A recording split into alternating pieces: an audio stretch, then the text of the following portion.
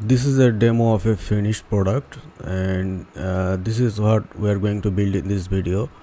I have a very basic HTML and blank CSS. So for this hero section, I have a section that has a class of hero, and it also has an inner div, and this inner div contains a h1p and a call to action a tag. So, and with this in place, my page looks like this. So I will start fresh with from the CSS. So see, this is CSS reset, and I will target this section in my CSS. So hero, so padding for the top and bottom I will use 90 pixel, and for the left and right I will use 15 pixel, and background linear gradient 0 degree RGBA 0 .60%, and I will also another color yeah, and this time around 80%, and also I will add a background image. So URL, I already have an image in the img folder, and I will use this one, and if I save this and refresh this page, it looks like this. So and next I will target this next wrapper div, and limit this width to 100 pixel. So hero, that has a class of hero container, and max width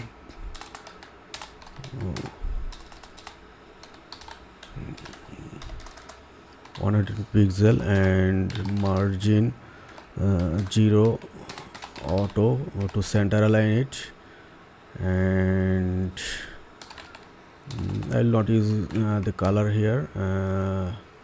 Alright, and next I have an h1 tag. For the h1 I will use a semi-transparent white color. So color RGBA for the alpha I will use something similar to 50 or 60%, let's say 65%. I'm using SAS SCS, so if you are not familiar with it, I will also give you a link to download this template, so you can look into this CSS folder. So this will be very familiar to you. Anyways, let's moving on. With this in place, it's look like this, and also I have a custom font that already imported in my HTML file. So I will copy this font family and use this for this h1 tag, and the font size should be 30 pixel for all devices, and for larger device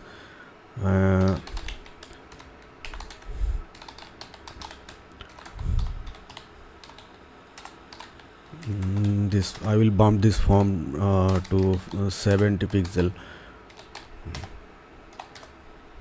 70 pixel. Okay, you see that this background image is repeating. Also we need to let me shrink my browser and editor. So we also will use background repeat, no repeat, and background position should be center, and background size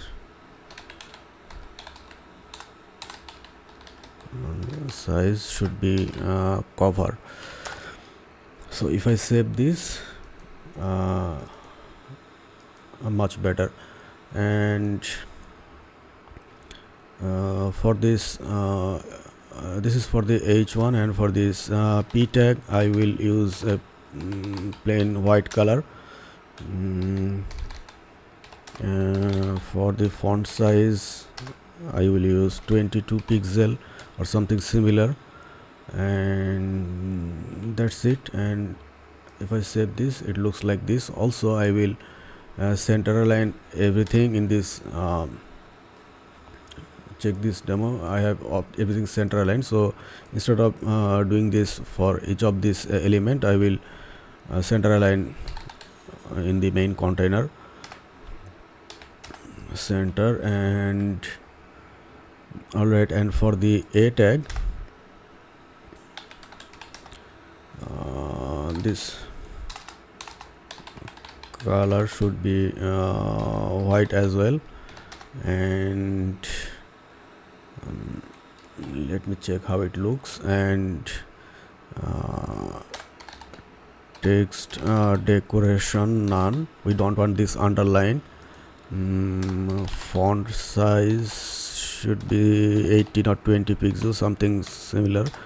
And text transform uppercase. And background, okay, background I also use a linear gradient here. So for example 3115 degree. And I also have two colors here, so I'm going to copy this color. And this one, if I save this, and padding should be 12 pixel from top and bottom, and 30 pixel from the left and right. And it also have a border radius of something similar to 20 or 25 pixel. If I save this, okay, much better. And if you take a closer look, it has a gap in here. So for this h1 I am going to offset the margin good. And also we need a small space between this text and this button. So if I add a margin bottom, for example 30 pixel, it does not works because this is an link is inline element. So we need to make it display inline. If we use display block, this will cover the entire space, so we don't want that. So we will use inline block, so it can use this margin as well. So margin 30 pixel, it's much better.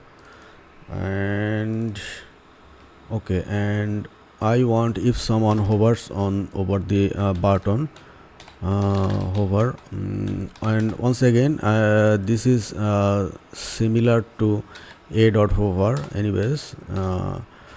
And hover background linear gradient. Instead of typing this, I'm going to copy this here, and I will change this color.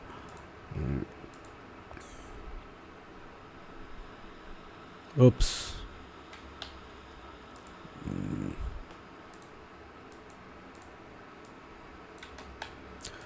Okay, and when on something a light color compared to this previous one, and for this I will use something similar to reddish color, so something like that. And I will also change the color to black. And if I check this, not bad. and we also need to add a transition so it does not look like jumping. So transition all 0.8 second is in, and if I save this,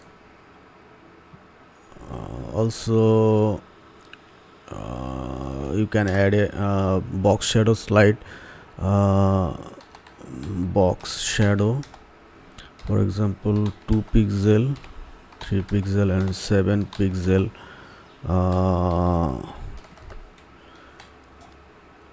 Okay, and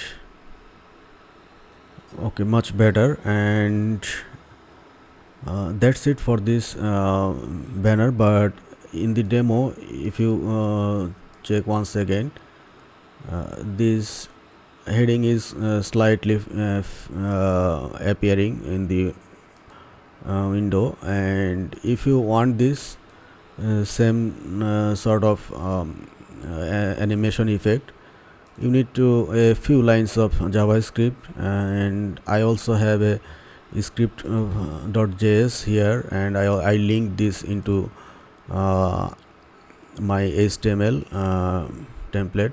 So we need to write this JavaScript just to add a CSS class after loading this page. So if you do not understand, you can copy paste, or if you wish to understand, then you can follow along. But if you don't want this animation effect, you don't need this here. So before I write the JavaScript, I will write some CSS here for this, and I'm so those who you don't want this animation, you don't need this CSS, but if you like to implement this, you need this CSS that I'm going to write. And also I will make a comment here, if you want fade in animation effect for the heading or anyways.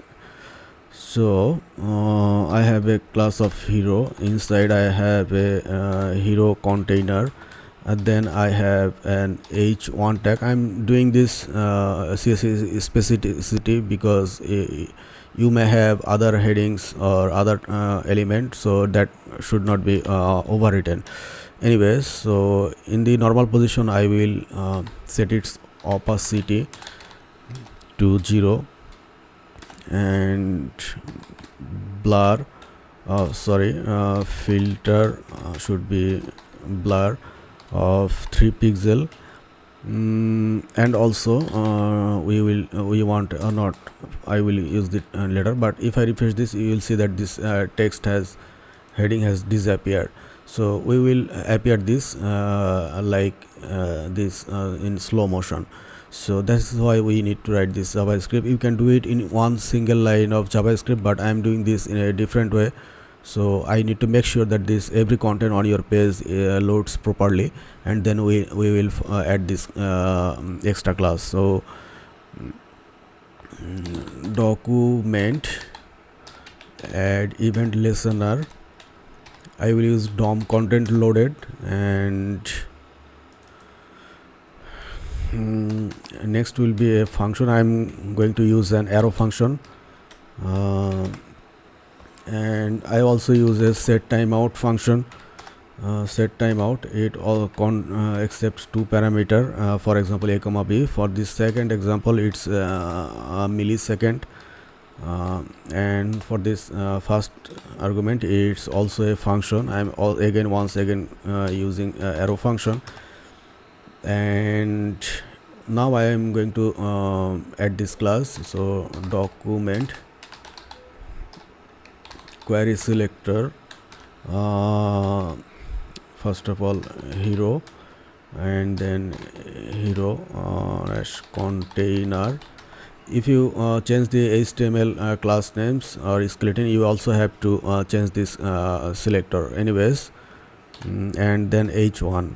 So class list add, you can name anything. I am going to use it loaded. So that's it. And all this is we doing is after the your page loads, finishes loading. For example, in your HTML page you may have other elements, of course you will have. Once this page finishes loading, then we are firing this function, and we are making this to wait 100 millisecond, and then we are selecting the heading and adding a extra class called loaded to the h1 tag after 100 millisecond, and from there I will add CSS to animate it. And once again, h1, this is the same class that we used here. This is the class, extra class we added here. So for this class, and the opacity should be 1, filter blur should be 0, and if I refresh this, it's jumping, so we need to add a transition 0.8 second is in. So now if I save this, this is the effect that we are adding. So, and that's it for this. So if I refresh this, it looks like this. If you check this on mobile, this font will be automatically 30 pixel for mobile, and if we check on larger device, the font will bump up to 70 pixels. So that's it for this video. I will give you a link underneath this video so you can download this template. Thanks.